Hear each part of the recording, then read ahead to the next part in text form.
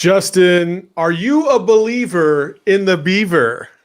I am, and this podcast is dedicated to the Oregon State Beavers.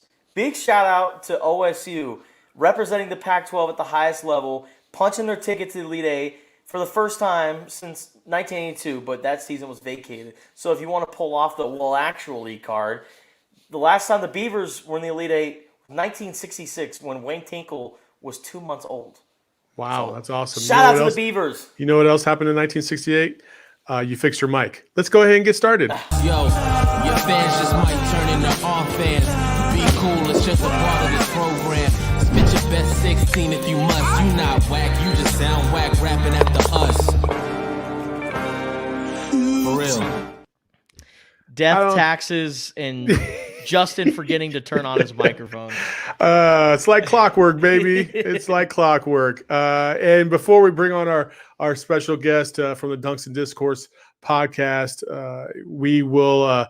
I just want to say, if Oregon State can make it to the Final Four, I don't know if I'll be very, very like super excited, but I'd be pretty happy.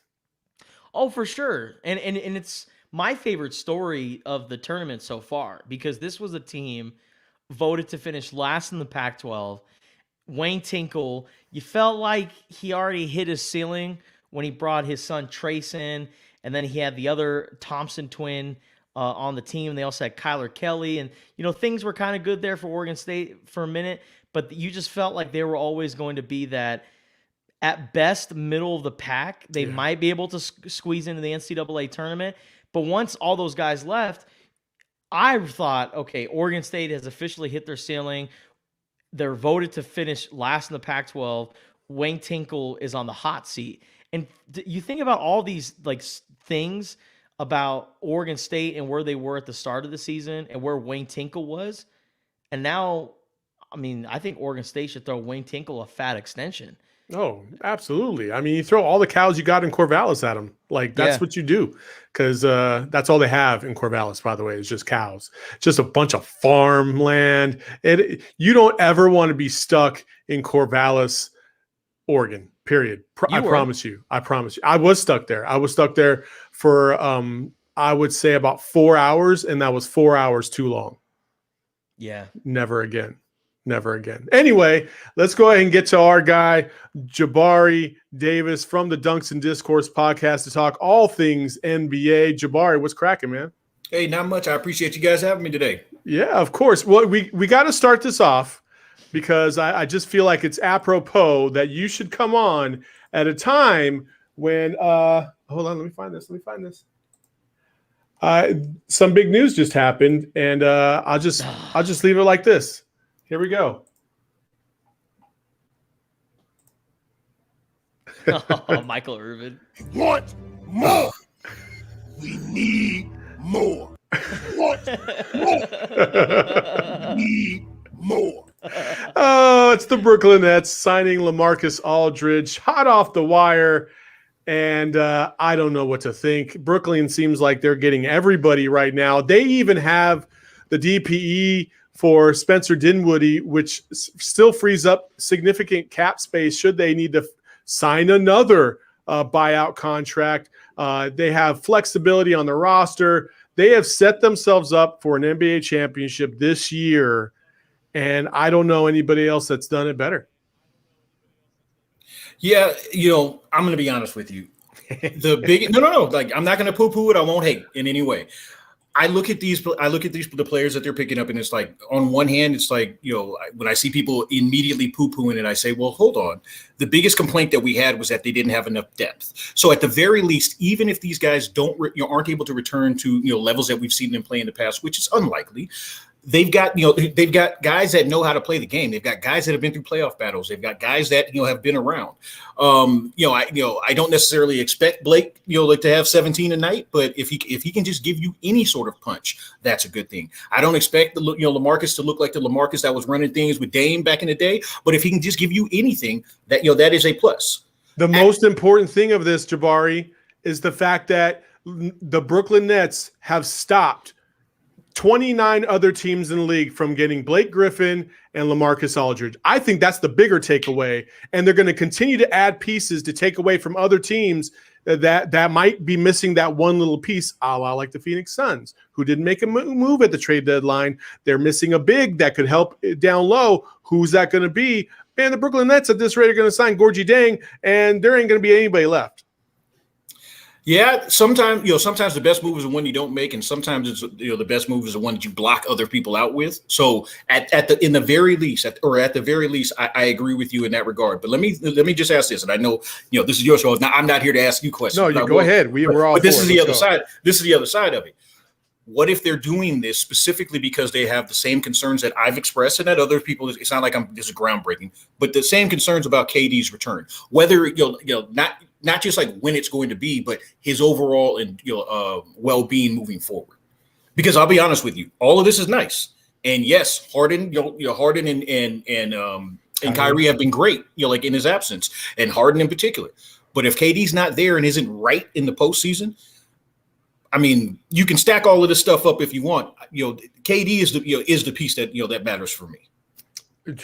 Justin, do you agree? Wait. Let me ask you this. Do the Brooklyn Nets without KD have enough to win a championship? Not enough to win. I don't. What? I don't. Oh Wait, my God. no. You said without KD, though. You said without KD. I know. You got two dudes that nobody can guard on the face of the earth, period. James Harden is unguardable. Kyrie Irving, unguardable. KD would be another unguardable piece. And now you're adding, you still have Harris. Oh my gosh. Like, this team is stacked. Like, without KD, they can still win the championship. They're coming out of the East. For sure. It's just undebatable. And then who are they going to face? Maybe the Lakers. I'm going to say, let's just say for shits and giggles, it's the Lakers. Okay? LeBron and AD, Kyrie and Harden. And who's the third? It's going to be Harris in this scenario. And Harris is better than anybody the Lakers have as a third, even Kyle Kuzma. Yeah, you two Laker fans are just rolling your eyes. You better hope those shots are falling, because you're not going to the rim. Oh. So Kyrie and James Harden are not going to the rim. With the Lakers' size and all the guys that they have in their front court, in order for the Nets to beat the Lakers in a 7-game series, the shots have to fall. And I will say this, though. You could say about how unguardable both Kyrie and James Harden are, but I've seen Kyrie Irving step up in the postseason. I've seen him help LeBron win a championship and beat arguably the greatest team of all time. But what has James Harden done in the playoffs to make you go, you know what? I'm banking on that guy winning a championship for Brooklyn. I haven't seen it yet. So I'm not going to hang my hat on James Harden winning me a championship for my franchise. That's the same thing people said about LeBron, and then he finally got over the hump. Yeah, LeBron's a different breed than James Harden, though. Oh, James Harden is the most dynamic scorer. Like, when people say James Harden's the best scorer in NBA history, people like to roll their eyes, and they're like, that's ridiculous. I mean, holy crap. Like, how can you even defend it? Like, he legit can score from every level. And he gets fouled. He knows how to work the game. He knows how to work an offense like no other player in the history of the NBA, period. So, yeah, I'm not going to take anything away from Harden. He's absolutely incredible. But the one thing I will say is this. The concerns that I have are legitimate. Like, if he has to carry the load in the same way that he's been carrying it for Houston all of these years, to Justin's point, history has told us that he tends to, and this is not necessarily a knock against him, but with that much usage and with that much of a burden and with carrying that much, oftentimes when he gets to the postseason, he's not quite what he was in the regular season. And again, still good, still solid, but just not quite what he was. I'm not going to poo-poo the Nets. They're absolutely incredible. And if KD is there, I expect him to come out as well. But if KD's not there, I'm going to tell you right now, I don't expect him to come out of the East. I'm going to say this. LeBron had the same thing going on. Carrying the team through the regular season, most of the playoffs, getting to the Western Conference final or Eastern Conference finals and the finals at the time. Tired, but still there. He's just not as LeBron as we expect. And when was the one time they won the championship? Who carried them down the stretch? Say it. Wait, are you saying? But I will say it. Say okay. it. Who is it? Who was the one that carried them down the stretch and won Cleveland their championship title in the fourth quarter by hitting huge buckets. Who was it? It was Kyrie. But here's the thing, and block. I was gonna say, like, other plays mattered in those. Like, the shots are good, but that the was a defensive goaltender. plays were also. Oh, you're one of those. Oh, you're one of those. Oh, okay. Man, it's one of the greatest plays I've ever seen. Like, it really is. And I know, folks, they get tired of, like, that type of hyperbole, but it really is. So was Kyrie's shot, the final shot. That was one of the great shots I've ever seen, especially given the moment and given the stage. Look, as much as I acknowledge that, oftentimes I will come across as a Hollywood homer. It's the same. It's the same concerns for the Lakers. If Anthony Davis isn't 100%, it's not going to matter. If LeBron James isn't 100%, it's not going to matter. They're not coming out. So I guess that could be seen as straddling the fence, but really that's what that's what matters. If those guys are fully healthy, I expect them to be right there competing. If they're not, it's all for that. For sure. But one last thing on the whole James Harden versus LeBron deal, and carrying teams and going to another team in order to win a championship. I say LeBron's a little bit different in that sense because I look at the 2007 Cavs team. Is James Harden taking that Cavs team to the NBA Finals? Saul, I don't know. I can't remember the other teams in the East that year. 2007? Detroit Pistons were a really good team. Yeah, and LeBron had 25 on him. Harden could easily drop 25 on a team in the third quarter alone. That's what he did. That 07 roster, I'm sorry, James Harden's not taking that to the finals. Like that 07 yeah.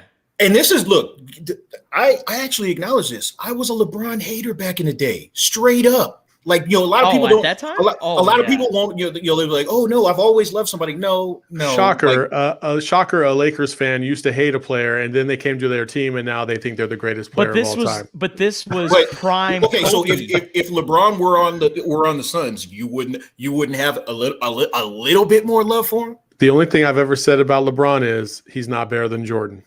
Okay. And that's fine. And if he was here on the Phoenix Suns, I would still say he's not better than Jordan. We've done countdowns. I still have Jordan as my number one. My co-host, he gets upset every single time. And the thing of it is, I'm not one of those that just says like, oh, just because of 6-0. No, I watched Jordan's career. I've watched LeBron's career. I think he's incredible. Saying somebody's the second greatest player to ever play the game ahead of a guy in Kareem Abdul-Jabbar who has an argument for it, for all of this. Yeah, that's not disrespectful to me. Sure. No, absolutely. Hey, let's swing to the southeast and talk about your boy Lemon Pepper Lou getting traded back to the freaking Hawks. Poor guy. I want to know what the mindset is of a player who gets their team to a certain level and then gets traded away, and now he's going to be thriving in mediocrity with the Hawks. They're going to make the playoffs, but they might be in the play-in. They're going to be at the bottom of the East. What's your take on Lemon Pepper Lou? And can he even make a difference in for the Hawks? Can they make some noise in the East? They have been on a run of late.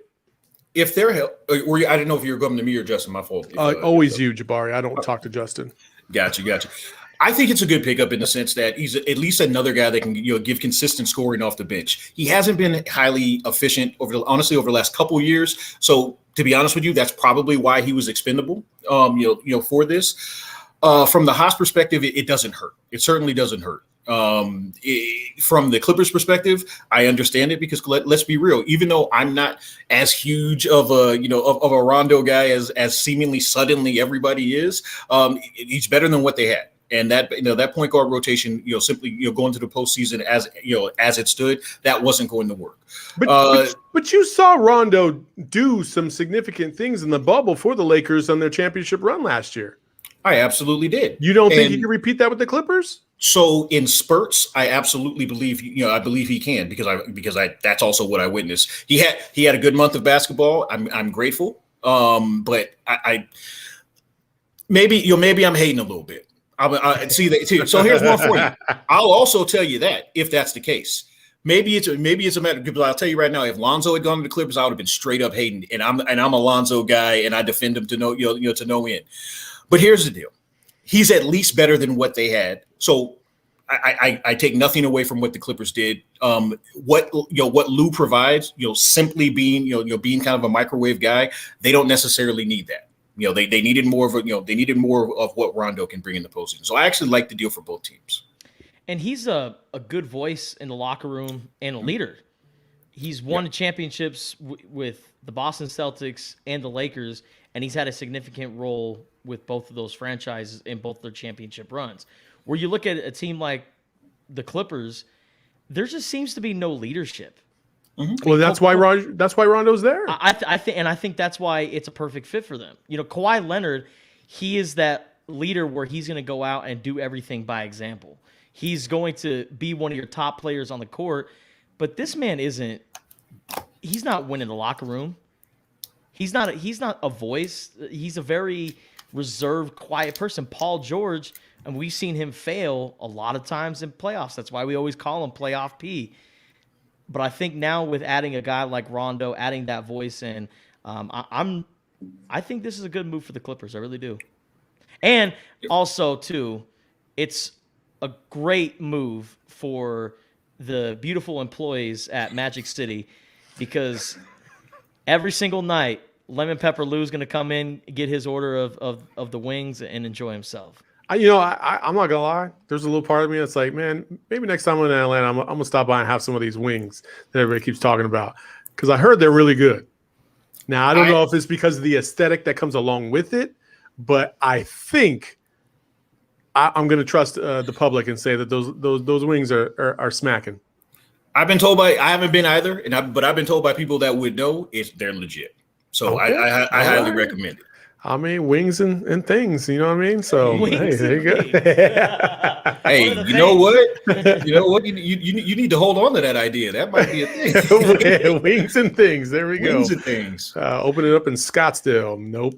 Mm-hmm. Hey, well, let's move over to the other side. And are you shocked that Kyle Lowry didn't get traded? I am. And here's the deal. I always try to caution folks, and I talked about it on our show. I've guessed it on another one. I always try to caution folks when you start hearing these rumors. Sometimes you got to take it with a grain of salt because you just never know who's behind them. Sometimes it's agents, sometimes it's organizations, sometimes it's a player directly. You just never know. But ultimately, I don't understand it. And if it really was just a matter of like sentimentality, then honestly, Toronto's the biggest loser here. If they genuinely believe that they can, make a run and, like have one more, shebang with him, I guess. But to be honest with you, losing him at the end of this season for nothing, that's a failure. And this is coming. And I'm a Masai guy. I think Masai is absolutely one of the top GMs in the league. But it seems as though he overplayed his hand in this case. Maybe. I have it on pretty good authority that Kyle Lowry was expecting to go to Miami. Like I know that for a fact. I know that him and his wife were talking about it already, but then it didn't happen. I was actually just praying that he didn't go to LA because I was like, LA doesn't need a damn handout anymore. Like they already got theirs. Like LA, make me sick. Well, and he would have been great for the matchup that you were just talking about with Kyrie and James Harden because what is Kyle Lowry known for? That's a hustle guy right there. He plays tough, gritty defense, and I think adding him would have been huge for LA. But nope, got to stay on the other side of the border. I know we've been kind of bagging on Harden a little bit, or actually, you guys have been bagging on Harden. I haven't. Do we think what? Do we think he's the MVP? Do we think he's the MVP so far? He's been, honestly, he probably deserves the award. The people that vote for it are not going to give it to him though. Why? Because of how he did Houston. Because of how it went in Houston, because of how that went down. And look, you can roll your eyes at me. I don't have a vote. I'm not rolling my eyes at you. I'm just again, that's the problem with the vote when it comes to people that do not play or coach in the NBA. Now, I understand the All-Star team is a controversial topic as well, especially if you talk about Phoenix and Devin Booker not getting his. But when we're talking about legit MVPs, do you think the players care about how James Harden left Houston? Do you think any of the coaches care about how James Harden left Houston? What the coaches and players care about is, do I have to game plan for this guy, and how much do I have to game plan for him? And right now with KD out and Kyrie kind of hit or miss, you have to game plan essentially your entire game plan around James Harden. And I think he's the one guy in the league that you really have to focus on each and every time on the offensive side of the ball, because you never know what's going to happen. And he touches the ball every single time to the court. That's, to me, that's the biggest difference between him and like Giannis and Embiid, is that he's the ball handler for this franchise. When Kyrie and KD aren't in the fold. And he's just been lights out. He's been the best basketball player on the planet the last 2 months. And it's pretty remarkable to see.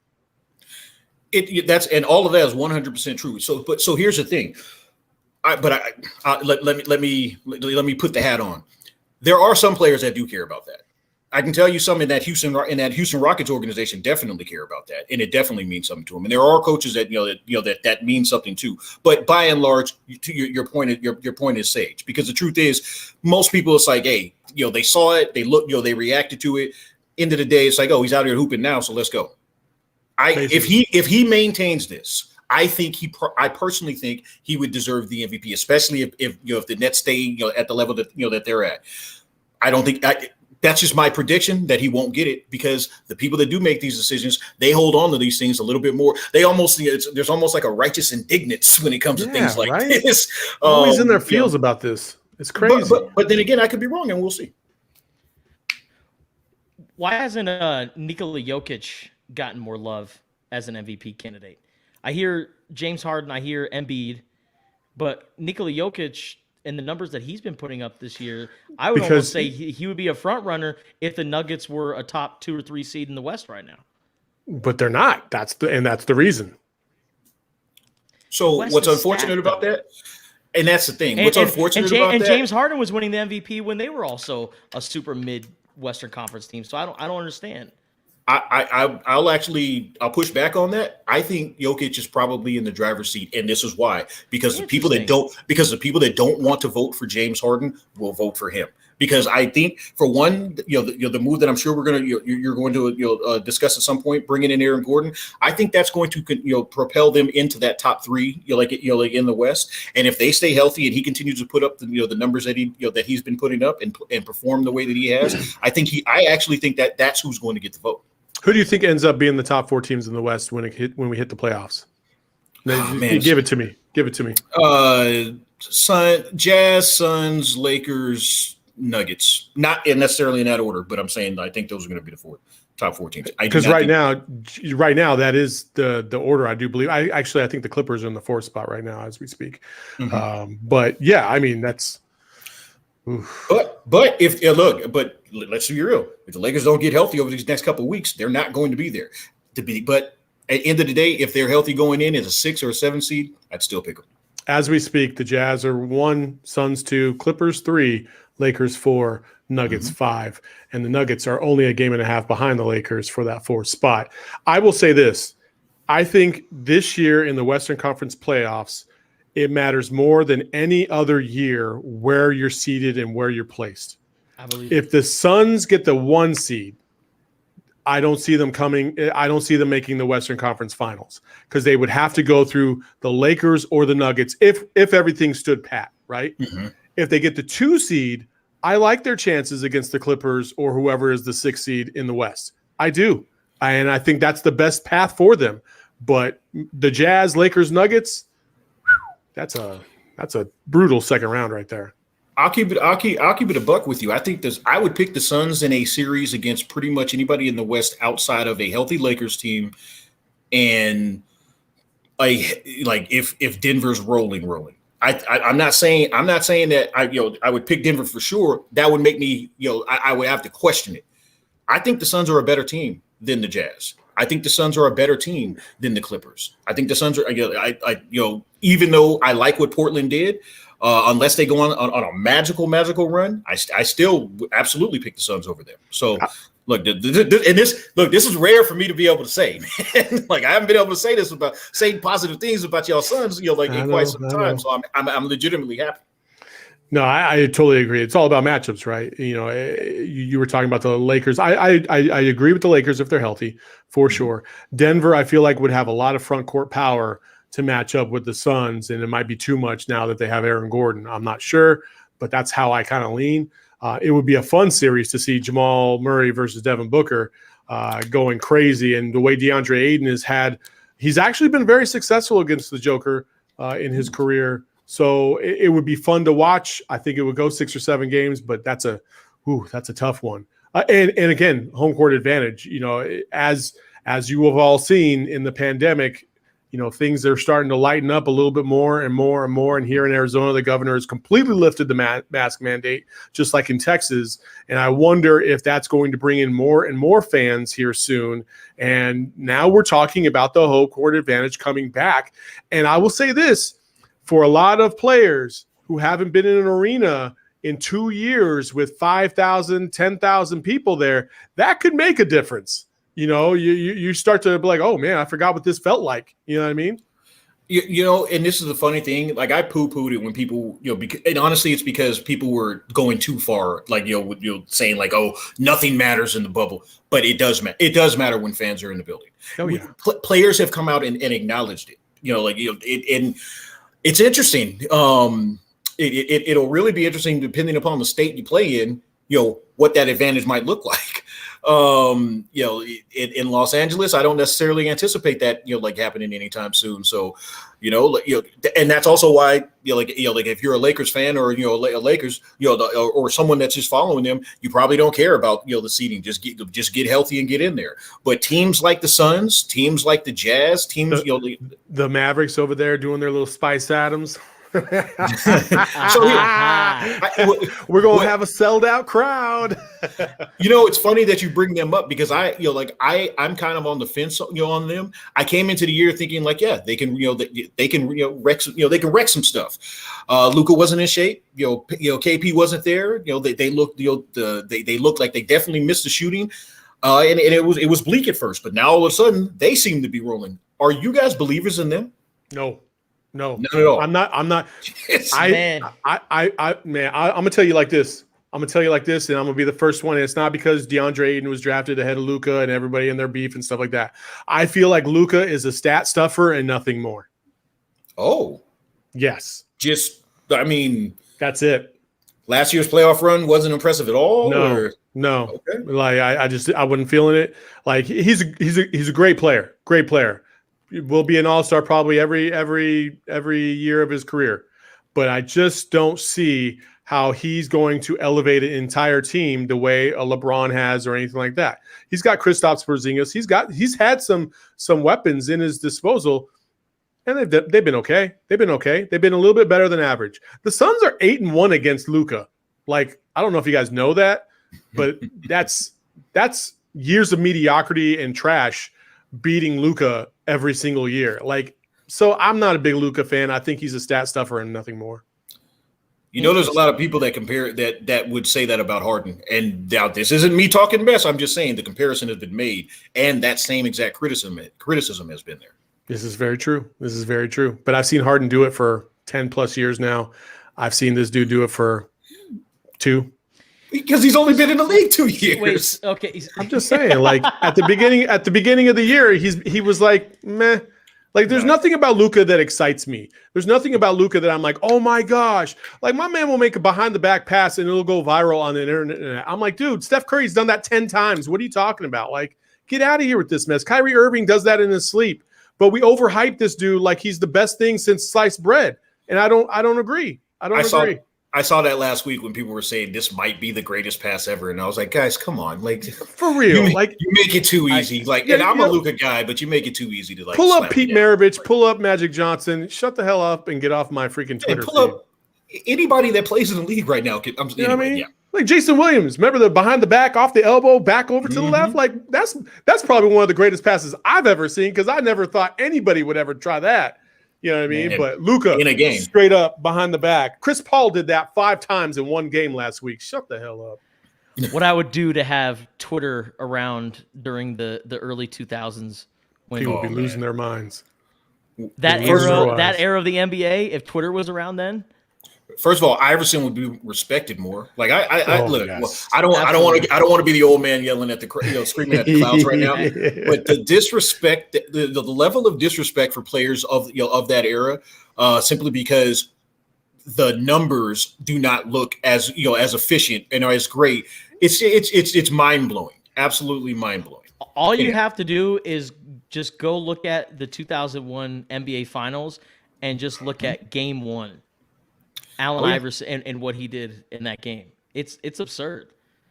Yeah, but don't go to the 2003 NBA Finals because the Lakers should have never been there. Should have been the Kings. But whatever. Well, don't we'll just worry, move on because past they that. weren't there because the San Antonio Spurs were in the Oh, finals. my bad. that 2002 or 2004? Oh yeah, it was 02. It was 02. Which one was the one that had the ref screwing 02. over the Kings? 02. Oh, and then the same ref screwing over the Suns later on? You mean in Game 4 when Kobe very clearly got fouled on the drive, Shaq got fouled on the putback, and then Vlade said, "Oh, hold on." No, it did. And then Vlade said, "Hold on, I got y'all." He go, Robert Horry. That one, yeah, that was a good series. Nah, I don't remember that. Vlad, you need to go to a place where they know your name. Jabbar, we appreciate you coming on and chopping it up with us for a little while. You can find my man Jabari Davis, at Jabari Davis NBA on Twitter, and you make sure to follow the Dunks and Discourse podcast. They got a great thing going on over there. Man, you and it's your boy awesome. Josh, they do a great job. I love listening to it, and keep going on, man. You guys are spectacular. Thank you for having me. I appreciate this. All right, Jabari Mark. Davis joining us Man, here we on the didn't- Total BS podcast. That was fun. That We was didn't fun. get a chance to talk about the 29th anniversary of. Oh, White Man Can't Jump. he's still here. Jabari, I guess I pulled you off for no reason, and my man was upset because he wanted to talk about Woody Harrelson and the King and Duck. My bad. 29th anniversary of White Man Can't Jump. Justin, go ahead. Go ahead. I mean, a classic basketball movie, right? White Man Can't Jump. Woody Harrelson. Listen. Watching him finally being able to jump at the end of the movie, man, I think it's on the Mount Rushmore of basketball movies. I was thinking about some others that I enjoy. Above the Rim is one that I can really get into. Let's be real here, okay? Let's just right here, okay? Okay. Above the Rim is a Birdie. trash ass movie. No, it is not. But Birdie. It's got so many great one-liners in it. It makes it a great movie. So it's not a good movie. Like if you watch that movie without the stars in it, you would probably be like, this movie is trash. But because it has so many great one-liners, like, oh man, I could quote that movie all day long. I love it. Above the Rim is a classic. It's not a great movie, but I can watch it at any time. The soundtrack's one of the great's soundtracks in movie history as well. Yes. All of those things matter. And so for instance, all right, I'll leave and make all of your fans upset with me so they can yell at me on Twitter. I would watch Above the Rim 1,000 times before I watch Hoosiers once. Hoosiers is mid. I Just agree. run the picket fence and all that. No. All of that. First of Save all, okay, listen, the soundtrack, as far as like if I'm going to the gym and I want to bump something, yeah, Above the Rim is clearly a better movie than Hoosiers. But Hoosiers soundtrack is one of the most iconic soundtracks in all of cinema history. It's not even a great basketball movie. It's a great movie. Like it's on another level. And let's be real, like just the entire story and the arc of the movie, like it takes you through peaks and valleys. It's a great movie. Hoosiers is in my top 3 of basketball movies. My number 1 is He Got Game. Again, for the soundtrack, the music, you got Denzel, who's just a great actor. You can't go wrong. And I love the fact that they use basketball players. That's the one that did use basketball players outside of the other 2 movies that we just talked to. I know Marcus Johnson was in this and whatever, but in Blue Chips. White Man Can't Jump. Yeah, Blue Chips was okay, but this one, He Got Game. It was like Ray Allen was the star of the show outside of Denzel Washington, and he did some things in that. I mean, I still want to see the assistant coaches. I remember my recruiting trips; they didn't have those assistant coaches, and I'm still waiting for my day. And I would Buffy and Susie were the assistant. And Shout believe out it to or my guy not, Rick. and There you that go. was actually the first time I've ever seen nudity in a movie. Oh my was, gosh. Was He Got Game. I'm a little kid watching it, and he was like, yeah, man, the assistant coach isn't here, man. Let's go talk to him. And he's like, all right, Jesus, this is Buffy and Susie. I'll be right out here if you need me. And as a little kid, I'm just like, oh my gosh. And then the next 3 minutes plays, and I'm just like, First of Oh all, my it God. was not 3 minutes. It was not 3 minutes. It was It more felt like like- 50. It was like 10 seconds. It felt like 3 of minutes. B-roll. You just And, you see Ray do this a couple times. You see, it was off the charts. It was off the charts. But that to me, and also the cinematography. It's a Spike Lee movie. You know how he does. It's just that's one of my favorite movies. But White Man Can't Jump. Coming back to White Man Can't Jump, the thing that made that so great is you actually got to feel what it's like to play pickup ball if you've never seen it before. Like the way they go through that entire scene at the very beginning, talking trash and all this other stuff. That man, it takes me back. It takes me back to playing on the park, playing at the rec. I remember going down to Kiwanis. Okay, Oh, man. Kiwanis, yeah, Kiwanis on Thursdays used to have pickup ball, but they had the clock, and so it was either first one to 12 or first one whoever's leading after 10 minutes, and it would always be the old dudes that come in on Thursdays and play, and we would try to beat them all the time. So when I finally beat them, it was like I beat the king and duck. I was like, I got your ass. Let's go. Sit also, down. that movie. And then they said, you know what? I'll be right back. I'm going to go in my car. Get my other gun. And I'm shooting Yeah. everybody. Everybody. Marcus Johnson was fantastic in that. No, like honestly, that movie touches on so many different levels. Because and kind of like how you were describing Hoosiers, White Man Can't Jump is just a good buddy film. Like they're playing basketball, but it's a buddy film. And you know all of the little storylines are fun, all types of one-liners. But ultimately, it's probably my number one. I love He Got Game, but you know White Man Can't Jump. Honestly, it's probably my number one. All right. Well, okay. Are you satisfied now, Justin? Can we am. let my man Jabari I go am. now? Enjoy the All rest right. of your Saturday, Jabari. Jabari, I guys- appreciate you. Take care. Jabari Davis, NBA on Twitter. You can find him there. And the Dunks and Discourse podcast. We appreciate you, brother, for joining us today. Before we let everybody go, we got to touch on some NFL. So NFL free agency and trades and all this other stuff. It's kind of been a frenzy this week. What do you make of the San Francisco 49ers making a move to get the number 3 pick from the Dolphins? I think they're full of shit when they say that Jimmy Garoppolo is their quarterback. Because Saul, you've seen this saga before. They get with the Arizona Cardinals. They get the new head coach in Cliff Kingsbury. They have the number 1 pick in the draft, and then you have this Heisman Trophy winner, electric quarterback coming out of college in Kyler Murray. They have familiarity because Cliff Kingsbury recruited Kyler Murray out of high school. So they've known each other ever since Kyler was 15, 16 years old. Yep. There's an established connection right there. But then Steve Keim comes out and says, Josh Rosen is our guy.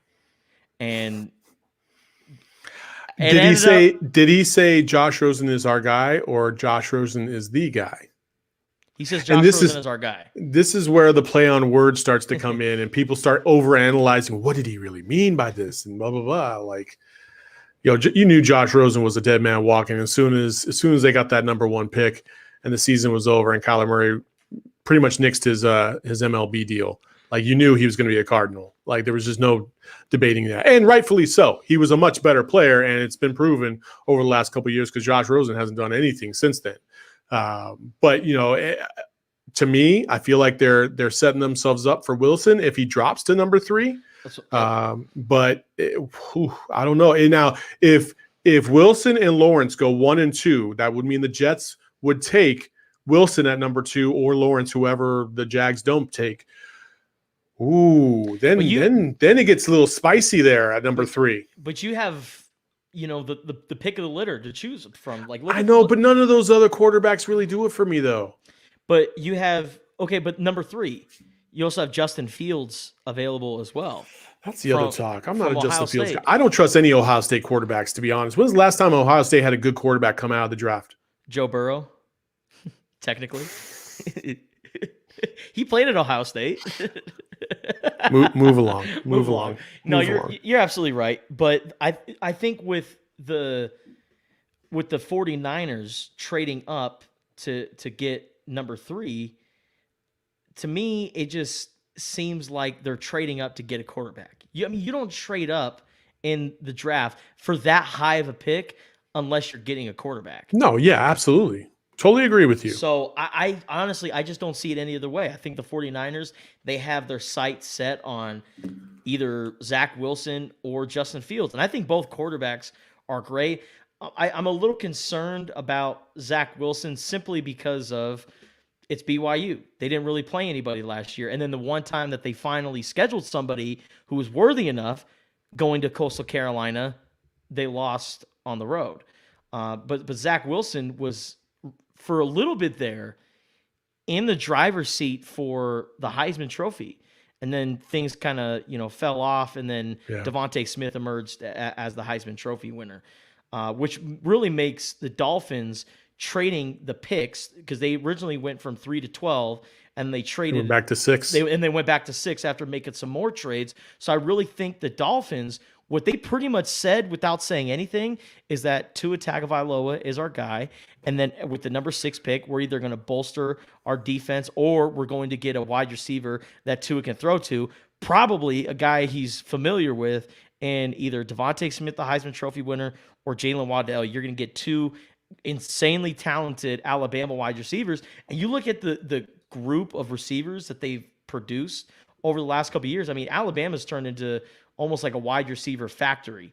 And that goes all the way back to, when Nick Saban first started there. But I mean, what the Dolphins did with trading all the picks and then getting back to number 6, I think they're focused on getting a wide receiver. But the 49ers saying, Jimmy G is our quarterback, similarly to what Steve Keim said about Josh Rosen, I think they're full of crap, and I think they're going to go for a quarterback.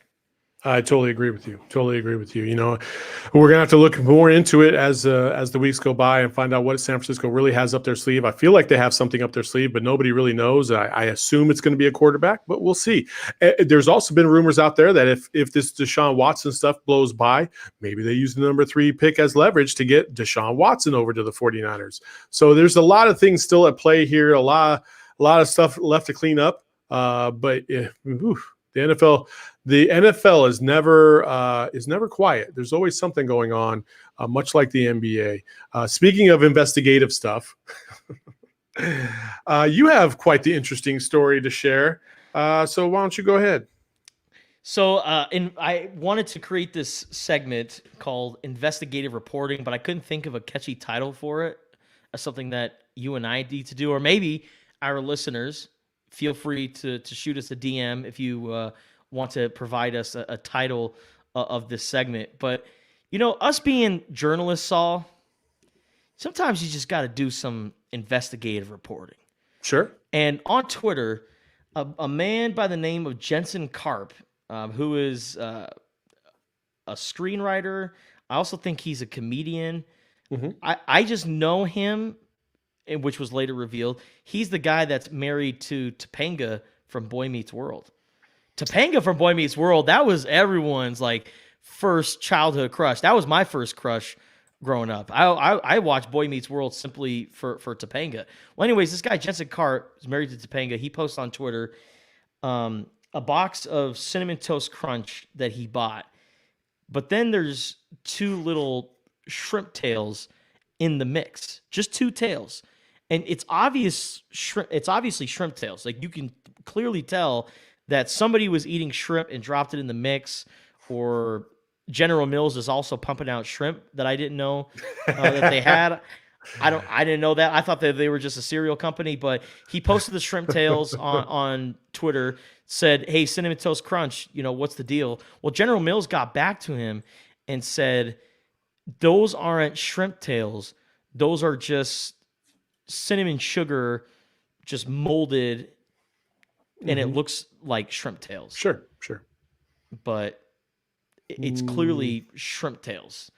I wonder, and that's they kind said of it odd. unlikely, and it said it unlikely happened at the General Mills factory.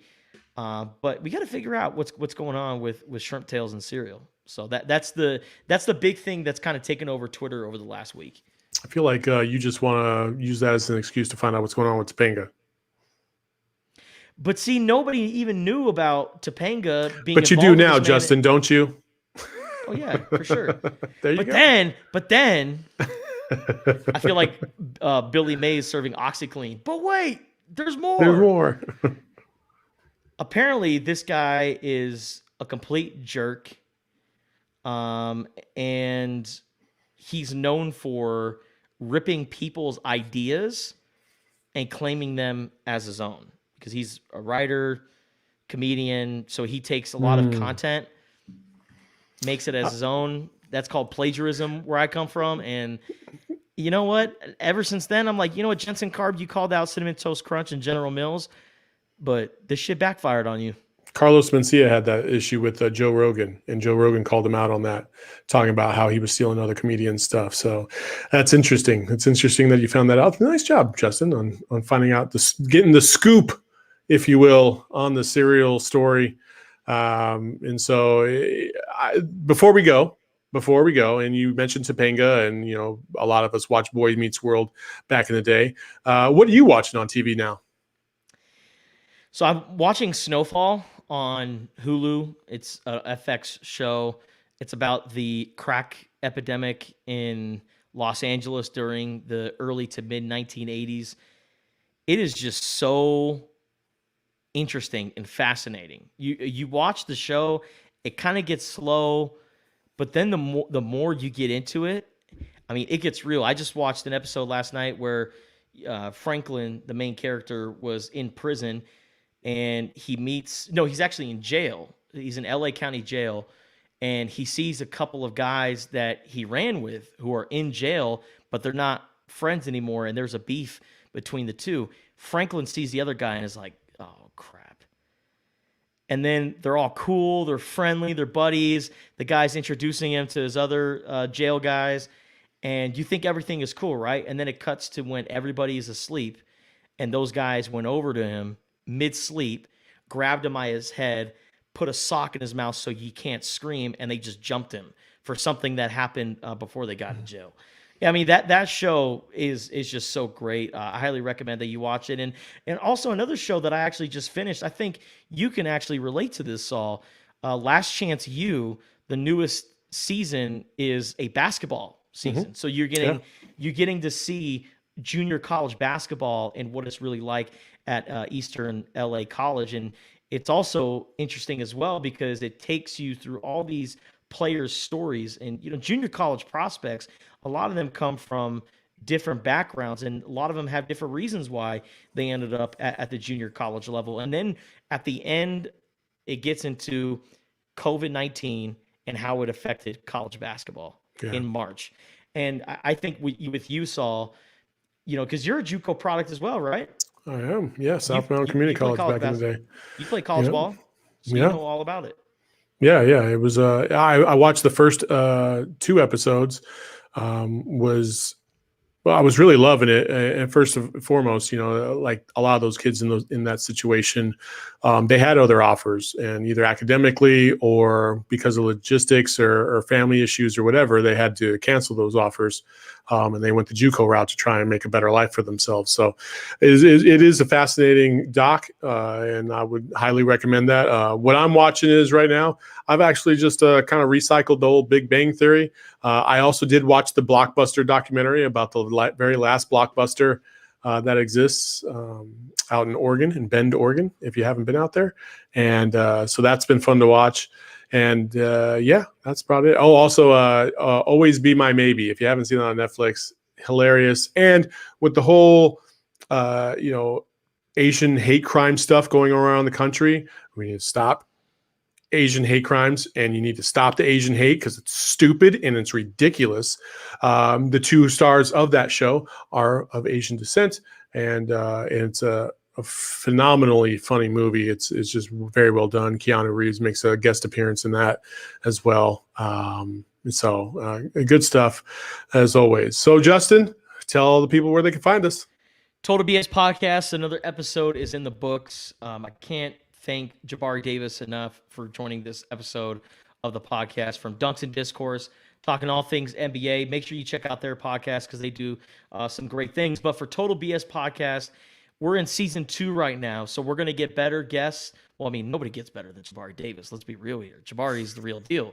But we had Freddie Coleman on last week. We're going to continue to book guests that come from different backgrounds that could add different perspectives. So please ride with us. Total BS Podcast is something special, and we hope you join us along for this journey. But in order to join us for this journey, you have to subscribe to Total BS Podcast on Apple, Spotify, Google, wherever you listen to podcasts. We are everywhere. And also be sure to check us out on YouTube, Twitch, and like us on Twitter, Facebook, and Instagram. The whole thing, Total BS Podcast, is everywhere. Make sure you drop that 5-star review. Until next time, we appreciate you joining us. For Justin, I'm Saul. We'll see you when we see you. Peace. Yo, your fans just might turn into our fans. Be cool, it's just a part of this program. Spit your best 16 if you must. You not whack.